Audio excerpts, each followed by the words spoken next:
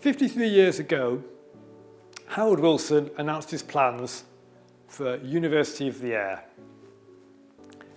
Within a few months, there was a general election, he became Prime Minister, and he looked around for somebody who could realise his vision. He found a woman in her 60s who'd never been a minister.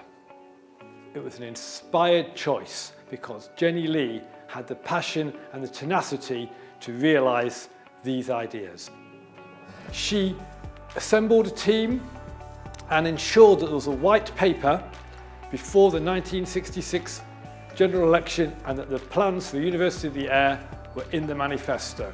And she set the tone for what became the Open University. It was to be an institution which offered degrees, which was open to all regardless of qualifications, and which was independent and had the highest academic standards. Jennie Lee soon changed the name from the University of the Air to Open University to reflect that it used more than one medium. It wasn't just radio and television, this was about face-to-face tuition and later video cassettes and of course the internet. Back in 1971, when it first opened, people were astounded and came from all over the world to find out more. And not only that, the Open University started to send its staff all over the world to support similar ventures, and it's still working on important projects in Africa, Asia and elsewhere.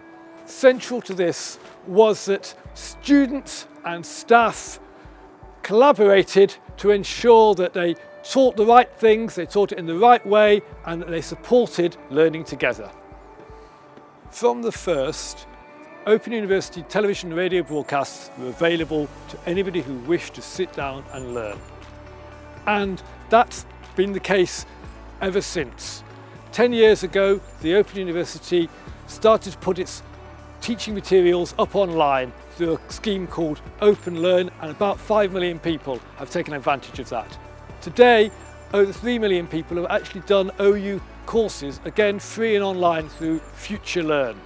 Those schemes take us back to the portrait of Jennie Lee, who's pictured being in many places all at the same time, because the university is everywhere.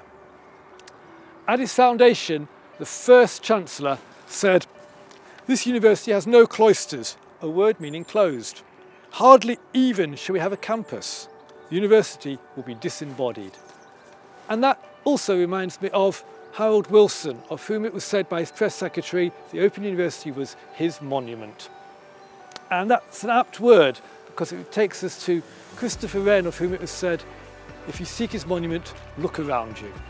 And if you look around you, you'll see that almost 2 million students of the Open University, they are everywhere.